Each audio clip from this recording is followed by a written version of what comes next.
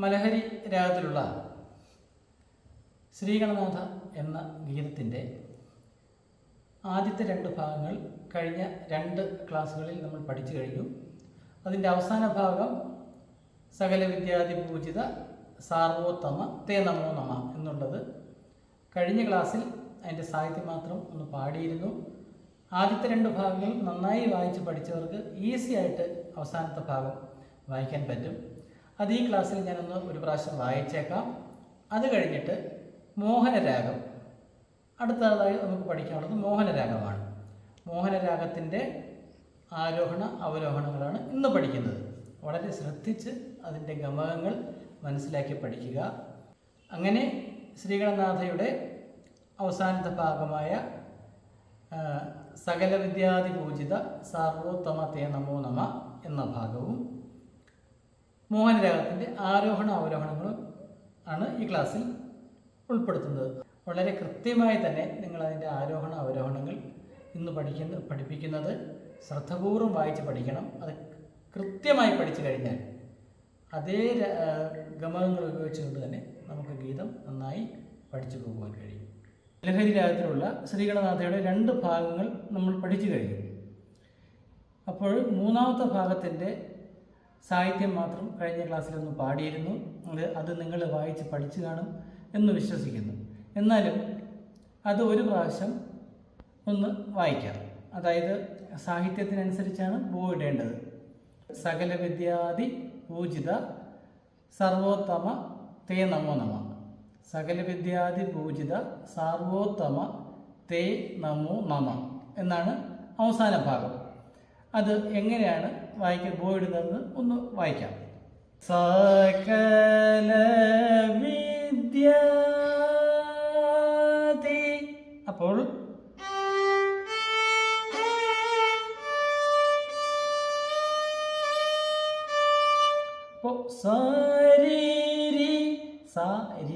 ഇത്ര അക്ഷരം ഒരു ബോയിൽ വരുമ്പോൾ സാഹിത്യം കറക്റ്റ് ആവും.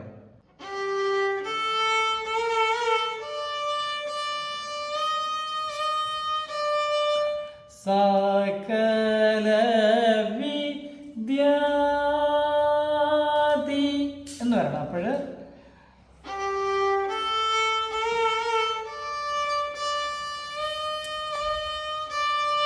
ഓക്കെ, തീ എന്നുള്ളത് തിരിച്ചു പോയിട്ടു. അതൊരു പോയിൽ വരണം. പൂജിത. ഇനിയും ഇവിടെ നേരത്തെ ഉള്ള രണ്ട് ഭാഗങ്ങളിൽ നിന്ന് വ്യത്യസ്തമായിട്ട് സാഹിത്യം സാ എന്നുണ്ട്. അപ്പോൾ അവിടെ ഒരു പോ വരണം. അതുപോലെ അപ്പോ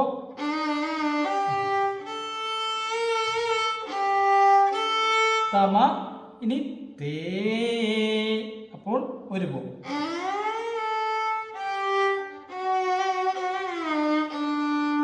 ഇത്രയേ ഉള്ളൂ. പിന്നെ ലംബോദര ലഘുമികര അംബാസുധ അവനവനുത എല്ലാം നേരത്തെ പഠിച്ച അതുപോലെ തന്നെയാണ്. അപ്പോൾ ഒരു പ്രാവശ്യം നിർത്താതെ അങ്ങ് വായിക്കാം. നിങ്ങൾക്കത് നന്നായി മനസ്സിലായിട്ടുണ്ട് എന്ന് വിചാരിക്കുന്നു. കഴിഞ്ഞ രണ്ട് പാഠങ്ങൾ ക്ലിയറായിട്ട് പഠിച്ചിട്ടുണ്ടെങ്കിൽ ഇത് വളരെ പെട്ടെന്ന് തന്നെ വായിക്കാൻ പറ്റും. സാഹിത്യം മാത്രമേ വ്യത്യാസമുള്ളൂ. ഒരു പ്രാവശ്യം ഫുള്ളായിട്ട് വായിക്കാം.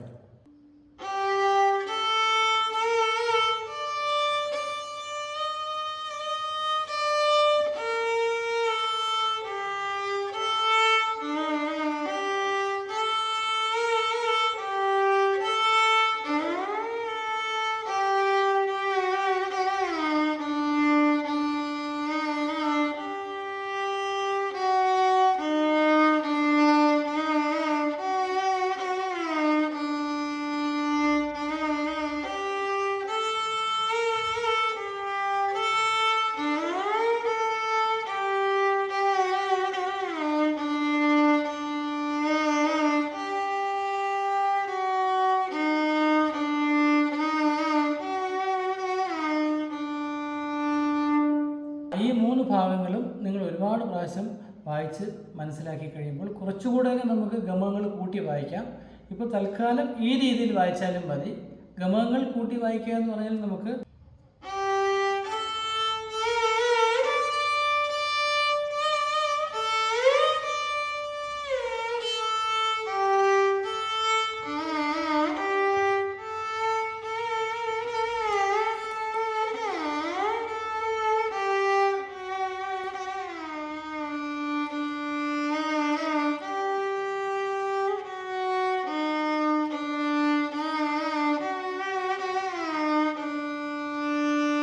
ഇങ്ങനെ കുറച്ചുകൂടെ ഗമകങ്ങളൊക്കെ ചേർത്തും വായിക്കാം.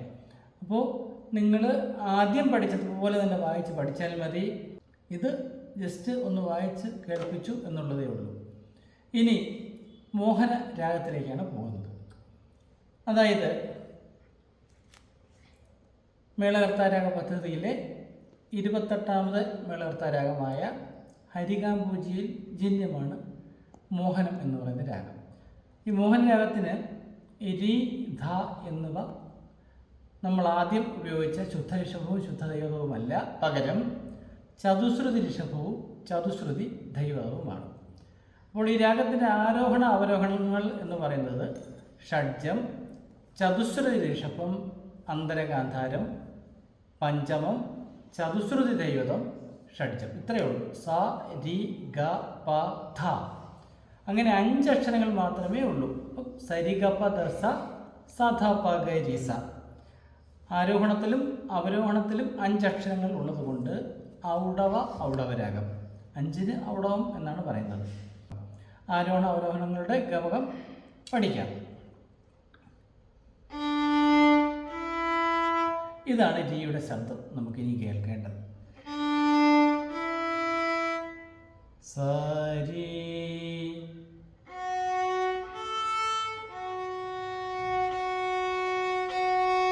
ഈ ശബ്ദം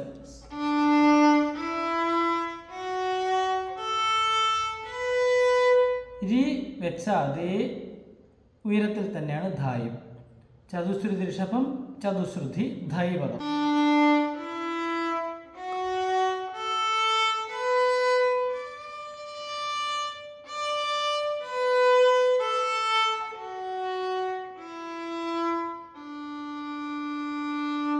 ഇങ്ങനെയാണ് ഈ രാഗത്തിൻ്റെ ആരോഹണ അവരോഹണങ്ങളുടെ ശബ്ദം കേൾക്കേണ്ടത്.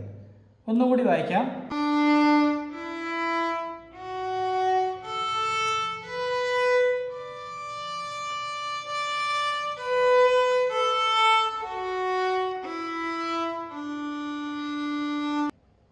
എങ്ങനെയാണ് ഈ രാഗത്തിന് ഗമകങ്ങൾ കൊടുക്കേണ്ടത്? ഇതിൽ ചതുശ്രുതി ഋഷഭത്തിനും ചതുശ്രുതി ദൈവതത്തിനുമാണ് പ്രധാനമായും ഗമകങ്ങൾ ഉള്ളത്. അപ്പോൾ ഈ രിയുടെ ഗമകം എന്ന് പറയുന്നത്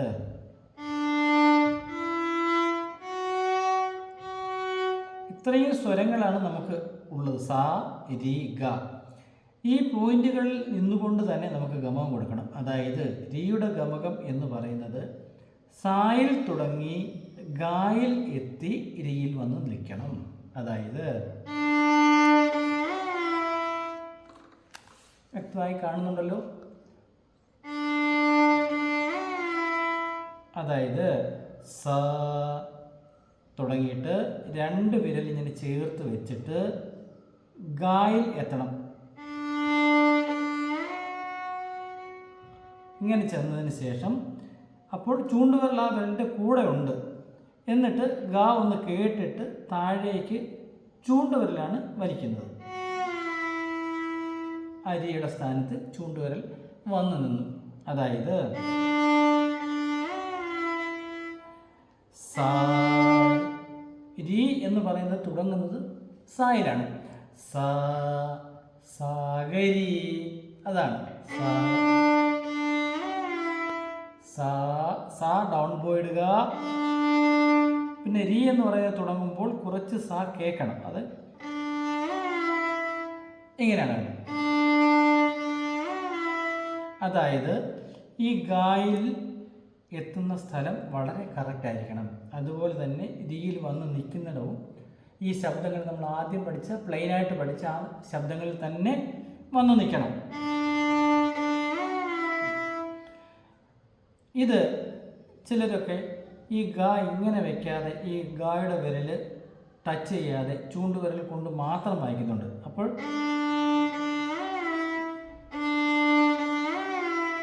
ഇങ്ങനെ വായിക്കുന്നുണ്ട്.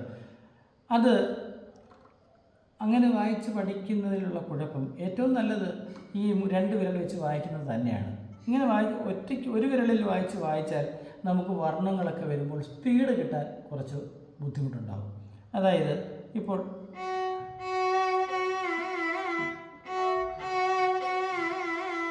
ഇങ്ങനെ നമുക്ക് വർണ്ണം വായിച്ചു തുടങ്ങുകയാണെങ്കിൽ ഇങ്ങനെ 2 വിരൽ ചേർത്ത് വായിച്ചപ്പോഴാണ് അത് എളുപ്പം പറ്റിയത്. അതേസമയം നമ്മൾ ഒരു വിരൽ വെച്ച് വായിച്ചാൽ ഇങ്ങനെ ഒരുപാട് നമ്മുടെ ഈ കൈയുടെ ഭാഗം ചലിക്കേണ്ടി വരും. അതിലും നല്ല എളുപ്പമായിട്ടുള്ള മാർഗവും വളരെ കറക്റ്റ് ആവുന്നതും ഇങ്ങനെ 2 വിരലുകൾ ചേർത്ത് വായിക്കുന്നതാണ്. അതുകൊണ്ട് ഇതുപോലെ തന്നെ നിങ്ങൾ പ്രാക്ടീസ് ചെയ്തെടുക്കുക.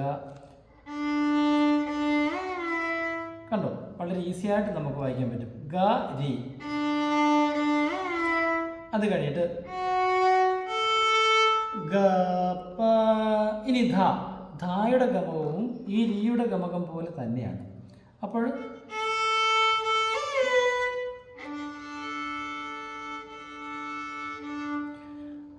ധായുടെ ഗമകം എങ്ങനെയാണ്? അതായത് ഇവിടെ ധ വായിക്കുമ്പോൾ രി വായിച്ചതുപോലെ 2 വിരലുകൾ പോരാ, പകരം 3 വിരലുകൾ വേണം. കാരണം ധ കഴിഞ്ഞിട്ട് സായാണുള്ളത്. അപ്പോൾ ഈ സായിൽ ടച്ച് ചെയ്ത് വേണം ധായിലെത്തുക. അപ്പോൾ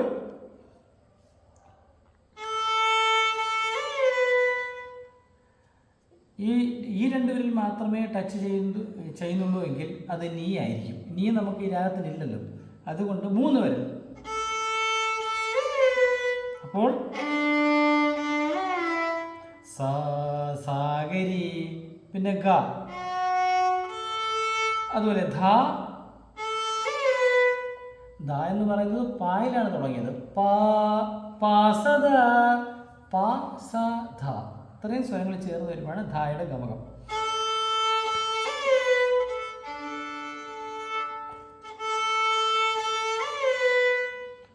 പിന്നീട് സ. ഇനി സാധാ പകരിസ എന്ന് വായിക്കുന്നത് ഇങ്ങനെ വായിക്കാം. ധ എന്ന് പറയുന്നത് മുകളിലത്തെ വിരൽ ഒന്ന് കേട്ടതിന് ശേഷം 3 വിരലും ഇങ്ങനെ, അവസാനം ചൂണ്ടുവിരൽ ധായുടെ സ്ഥാനത്ത് എത്തുക എന്നുള്ളതാണ്. അപ്പോൾ ഇങ്ങനെ വായിക്കുമ്പോൾ നിങ്ങൾ പ്രത്യേകം ശ്രദ്ധിക്കേണ്ട കാര്യം, ഒരു കാരണവശാലും ഈ സായുടെ വിരൽ ഇങ്ങനെ മേളിലോട്ടാകരുത്. അതായത് ഇങ്ങനെ സാ ഒരിക്കലും മേളിലോട്ട് വരാൻ പാടില്ല. സായിൽ നിന്നും താഴോട്ട്, അതായത് ഈ ചൂണ്ടുവിരൽ വെച്ച് നമുക്ക് വായിച്ചു നോക്കാം. ഈ ആക്ഷൻ കണ്ടു, ഇത് തന്നെയാണ്. ഇത്രയേ ഉള്ളൂ. പിന്നെ ഇനി ഗാരി.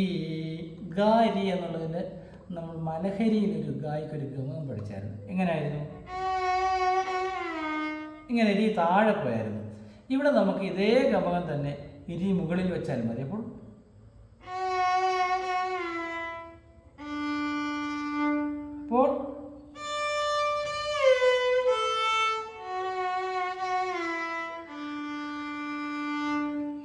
ഇനി എന്നുള്ളതിന് പകരം ഇത് രണ്ടും നിങ്ങൾ വായിച്ച് പഠിക്കണം.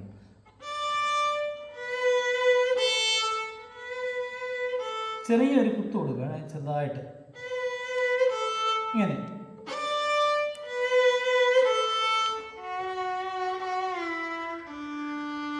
മനഹരി രാഗത്തിൻ്റെ ഈ ഗായുടെ ഗമകം നിങ്ങൾ നന്നായിട്ട് വായിച്ച് പഠിച്ചിട്ടുണ്ടെങ്കിൽ അതേ ഗമകം തന്നെ നമുക്കിവിടെയും വായിക്കാൻ പറ്റും. അപ്പോൾ ഫുള്ളായിട്ട് ആരോഹണ അവരോഹണങ്ങൾ ഒരു പ്രാവശ്യം വായിക്കാം.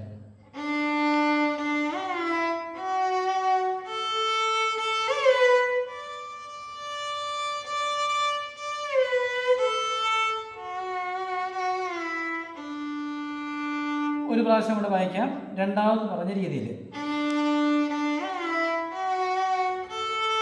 അപ്പോൾ ഈ ഗായിക ചെറിയ ഒരു ഗമകം വായിച്ചിട്ടുണ്ട്, അതും ചെറുതായിട്ട് മതി. അത് നിങ്ങൾക്ക് ആരോഹണത്തിൽ വായിച്ചിട്ടുണ്ട്, നോക്കിക്കോളൂ. ചെറിയ ഒരുപാട് വലുതായിട്ട് വേണ്ട.